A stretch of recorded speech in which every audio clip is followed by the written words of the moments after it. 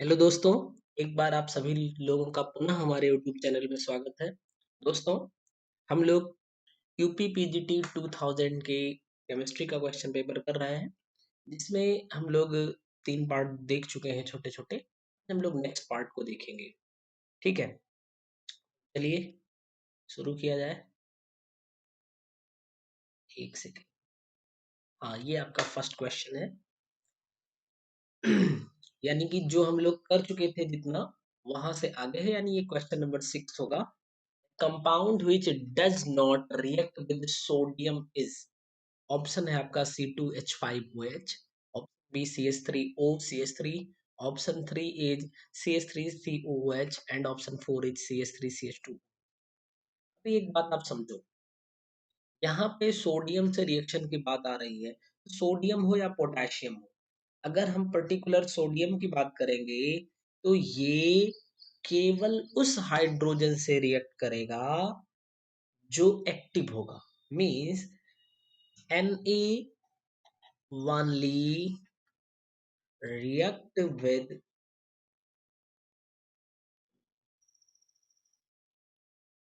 Active hydrogen. ठीक, active hydrogen से react करेगा और उसको ये क्या कर देगा, रिप्लेस कर देगा। And also we can write and replace it. अब बात आती है कि एक्टिव हाइड्रोजन क्या हो जाएगा। ठीक है भाई, एक्टिव हाइड्रोजन से रिएक्शन करेगा, ये बात तो ठीक है, लेकिन एक्टिव हाइड्रोजन है क्या? एक्टिव हाइड्रोजन का मतलब जो हाइड्रोजन मोर इलेक्ट्रोनेगेटिव एलिमेंट से अटैच्ड हो। Means we can write hydrogen attached with more electronegative element. ठीक, hydrogen attached with more electronegative element. More electronegative means atomic number 7 यानी nitrogen, atomic number 8 oxygen, fluorine, generally हम लोग लिख सकते हैं, और भी ईटीसी ऐसे क्लोरीन भी हो सकता है। नाइट्रोजन, ऑक्सीजन, फ्लोरीन, क्लोरीन, इन सब से अगर हाइड्रोजन अटैच्ड है तो उसे हम एक्टिव हाइड्रोजन बोलेंगे। ठीक है, अब यहाँ पे फर्स्ट ऑप्शन में आप देखो कि जो आपका H है ये O से अटैच्ड है, means this is active hydrogen. ये एक्टिव हाइड्रोजन है, ये एक्टिव हाइड्रोजन है।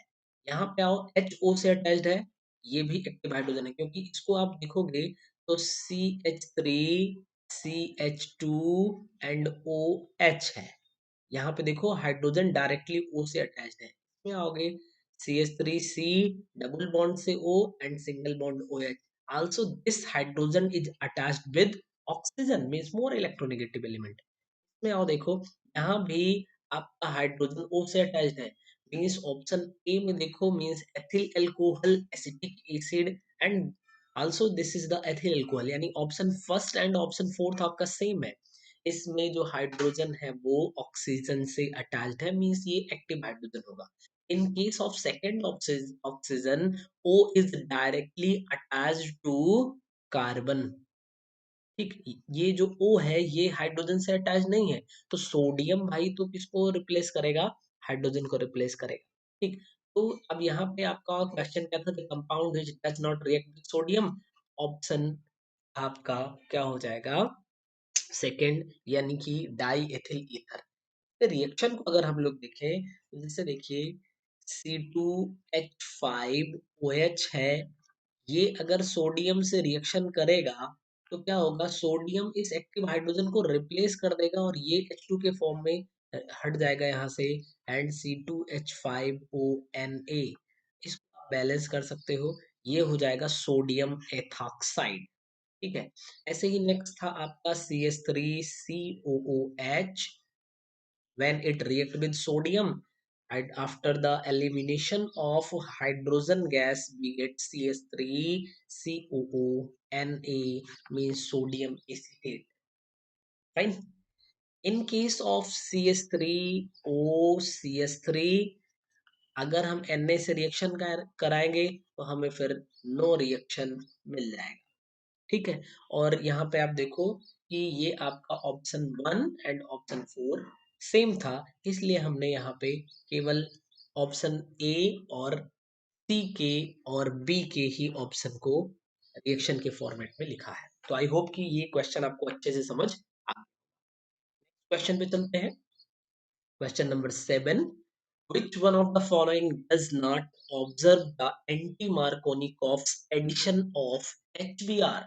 अब आपके चार ऑप्शन है, इन चारों ऑप्शन में आपको बताना है कि एंटी मार्कोनिकॉफ एडिशन किसमें डज नॉट ऑब्जर्व, किसमें इसमें नहीं होगा। तो एक बात आप समझो, सबसे पहले बस इसको समझ लो, उसके बाद तो आपका आंसर हो जाएगा। जो मार्कोनिकॉफ रूल है, मार्कोनिकॉफ रूल नहीं लिख के हम लिख सकते हैं एडिशन, और चाहे आपका क्या हो, एंटी मार्कोनी कॉफ एडिशन हो, इन दोनों के लिए कंडीशन क्या है कि जो एल्कीन होना चाहिए वो अनसिमेट्रिकल होना चाहिए। Means Markovnikov addition and anti-Markovnikov addition both are related to unsymmetrical alkene।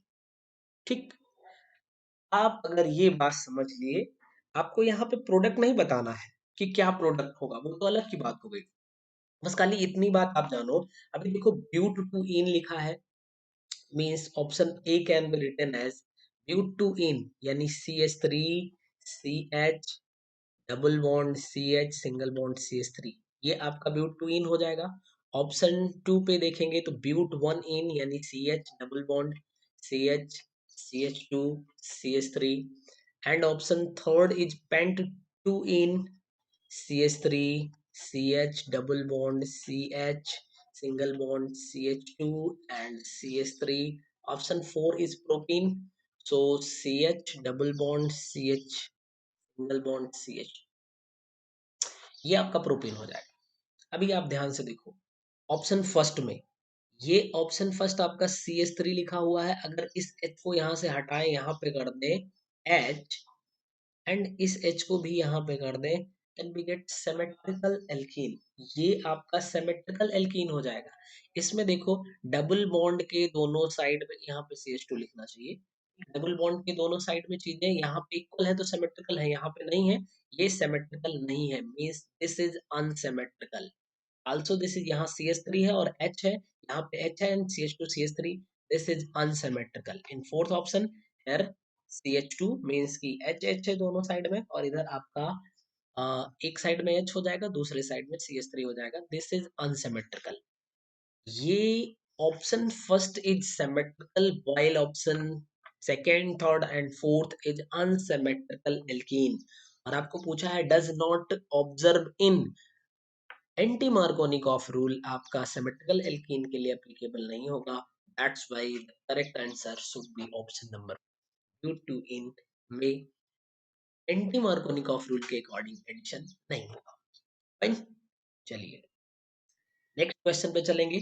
This is the question number 8, which one of the following compound will give positive test with tolerance reagent?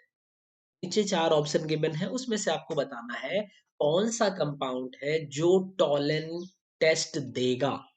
यहाँ पर Tollens reagent लिख दिया है, तो हम सबसे पहले आपको बता देते हैं क्या टॉलेंस रिएजेंट। टॉलन रिएजेंट क्या होता है?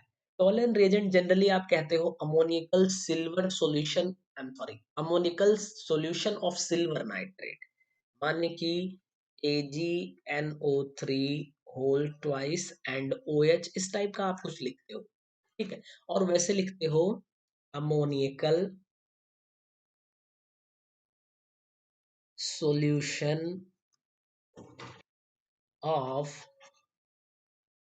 सिल्वर नाइट्रेट, सिल्वर नाइट्रेट का अमोनिकल सिल्वर अमोनिकल सॉल्यूशन होता है ये। फाइन, अब इसमें होगा क्या, ये बेसिकली जो टॉलेंट रिएजेंट होता है ये एल्डिहाइड के साथ में टेस्ट देता है, ठीक है। एल्डिहाइड को जब टॉलन के साथ में टॉलेंस रिएजेंट इसके साथ में हम डालते हैं तो क्या होता है, ये जो एसीटेट है इसको करस्पॉन्डिंग कार्बोक्सिलेट आयन में कन्वर्ट कर देता है और यहाँ से NH3 रिलीज हो जाएगी, साथ में H2O रिलीज हो जाएगा और आपका Ag मिल जाएगा इसका प्रेसिपिटेट। ये इसी को हम बोलते हैं सिल्वर मिरर। एक सिल्वर मिरर टेस्ट भी आप इसको कह सकते हैं। तो basically this test is related to aldehyde. Aldehyde का मतलब ओनली CHO ग्रुप, not for the ketonic group. Acetamide पे आ जाओगे तो यहाँ पे ग्रुप देख लो, CONH2 बन जाएगा। क्या इससे रिलेटेड है? नहीं है। एसिड एल्डिहाइड यहाँ पे CHO ग्रुप दिख रहा है क्योंकि एल्डिहाइड आ गया। क्या रिलेटेड है? हाँ। एसीटोन यहाँ पे C डबल बॉन्ड O से रिलेटेड हो जाएगा। क्या रिलेटेड है इससे? नहीं। एसिटिक एसिड की कुछ मिसप्रिंटिंग है, COOH आ जाएगा, इससे रिलेटेड है? नहीं। तो टॉलेंट जो है एसिटल्डिहाइड, ये टॉलेंट टेस्ट पॉजिटिव देगा, बाकी और ऑप्शन आपके ऐसा करने में सक्षम नहीं होंगे। नेक्स्ट क्वेश्चन पे आएंगे। This is the question number 9। The active species in the nitration of benzene is. बड़ी सिंपल सी बात है, मान लीजिए कि ये आपका बेंजीन है। बेंजीन का आप नाइट्रेशन करवाते हो तो यहाँ पे HNO3 और साथ में H2SO4 दोनों ही कंसंट्रेटेड आप यूज करते हो, ठीक। ये कंसंट्रेटेड ही होगा, ये भी कंसंट्रेटेड ही रहता है और इसको आप हीट करोगे नियरली 323 टू 333 केल्विन टेम्परेचर पे। पर क्या होता है, यहाँ पे आपको नाइट्रोबेंजीन मिल जाता, नाइट्रोबेंजीन मिल जाएगा। बट यहाँ पे पूछा है एक्टिव स्पेसीज इसमें कौन सी यूज होती है। अब अगर आप इसकी मैकेनिज्म देखने चलोगे तो मैकेनिज्म में मिलेगा कि जो HNO3 है ये पहले H2SO4 से, क्योंकि बात ये समझ में आती है ना कि भाई HNO3 का NO2 तो यहाँ पे पार्टिसिपेट किया बट H2SO4 नहीं इस पार्टिसिपेट किया, कहाँ गया ये? तो H2SO4 पार्टिसिपेट करता है मेरे भाई, ये HNO3 से रिएक्शन करेगा और यहाँ पे ये HSO4 सिंगल माइनस बनाएगा और उसके बाद यहाँ से दरअसल ये एक H डोनेट करता है इसको। अब एक H जाएगा तो ये है क्या, HON और double bond O and then O, ऐसा कुछ स्ट्रक्चर आपका होगा। एक H इसके पास जाएगा तो ये H2O बना देगा और यहाँ पे आपका बन जाएगा NO2 प्लस, ठीक। अभी देखो ये माइनस, ये प्लस, ये न्यूट्रल, तो ये पूरा ऑल ओवर जो रिएक्शन बना ये न्यूट्रल है, इधर कोई चार्ज नहीं था तो इधर भी कोई चार्ज नहीं है क्योंकि ये नेगेटिव और ये पॉजिटिव दोनों एक दूसरे को बैलेंस कर, ठीक है। अब यही आपका NO2 प्लस जो है दिस इज इलेक्ट्रोफाइल और यही इलेक्ट्रोफाइल फिर आगे बेंजीन से जाके रिएक्शन करेगा और बेंजीन से रिएक्शन करेगा जब, तो यहाँ पे एक H है, यहाँ पे आके NO2 अटैच्ड हो जाएगा। तो इस यहाँ पे अगर डबल बॉन्ड इसकी शिफ्टिंग इधर हुई होगी तो यहाँ पे आपका प्लस चार्ज हो जाएगा और फिर जो आपका H2O बचा हुआ था, ठीक है, इसके पास लोन पेयर इलेक्ट्रॉन दिख रहे हैं तो इस बॉन्ड की शिफ्टिंग यहाँ पे हो जाएगी और ये H इधर चला जाएगा। फिर आपका बनने वाला है यहाँ पे NO2 बन जाएगा और साथ में ये H3O प्लस बनेगा और फिर ये आपका H3O प्लस वापस से जाएगा, जरा देखिए NO2 ने तो पार्टिसिपेट कर लिया, यहाँ पे बचा है H2SO4, इस फिर H2SO4 सॉरी HSO4 माइनस से रिएक्शन करेगा, एक H इसको दे देगा H2SO4 एंड प्लस यहाँ पे H2O बन जाएगा। अब साल ओवर रिएक्शन को आप देखोगे, सॉरी इस साल ओवर रिएक्शन को, तो यहाँ पे आपको नाइट्रोबेंजीन और H2O मिलने वाला है। तो यहाँ पे जो एक्टिव स्पीसीज की तरह काम की करी है species that is NO2 plus means option A should be correct. Next question पे आएंगे। क्वेश्चन नंबर 10 है आपका। Which of the following compound will undergo self aldol condensation? बड़ी सिंपल सी बात है। इसमें एक चीज आपको समझना है, एल्डोल कंडेंसेशन के लिए जरूरी क्या है। ठीक है, एल्डोल कंडेंसेशन, इसके लिए जो जरूरी बात है वो ये है कि कोई भी एल्डिहाइड हो, ठीक है, या फिर कोई कीटोन हो, एल्डिहाइड्स एंड कीटोन्स, कोई भी एल्डिहाइड हो कोई भी कीटोन हो, बस कंडीशन ये है कि उसके पास अल्फा हाइड्रोजन होना चाहिए। ठीक है, कंटेनिंग अल्फा हाइड्रोजन। तो एल्डोल कंडेंसेशन कौन देगा?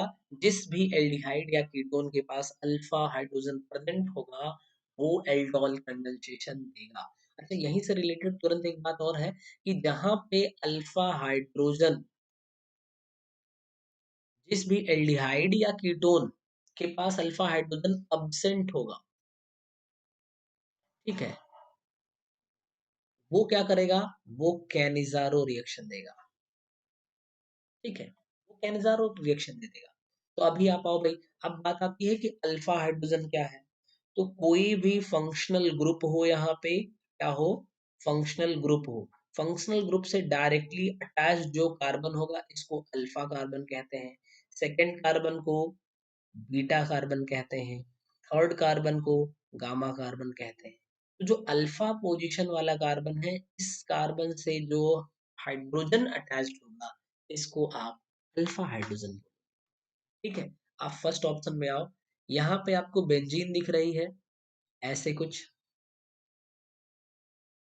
और उसके बाद यहाँ पे CHO ग्रुप दिख गया।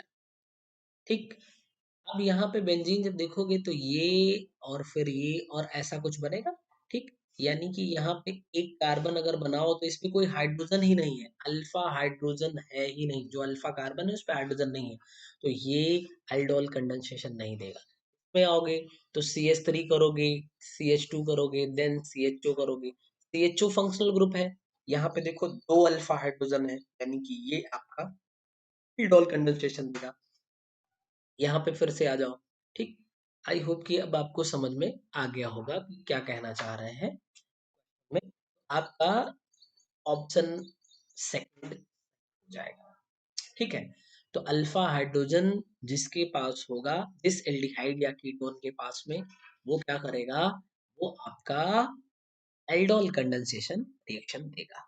उम्मीद है कि ये सारी चीजें आपको समझ में आई होगी। इसके आगे हम लोग नेक्स्ट पार्ट में कंप्लीट, आप लोग अच्छे से पढ़ाई करते रहिए। और सुनाई पड़ रहा है जल्द ही आपकी TGT PGT की वैकेंसी आने वाली है, जो कि जून लास्ट में या जुलाई में ज़्यादा एक्सपेक्टेड है, बट आ जाए तो कहा जाए कि हाँ भाई अभी आ गया है। ठीक है, मिलते हैं हम लोग नेक्स्ट वीडियो में। Thank you.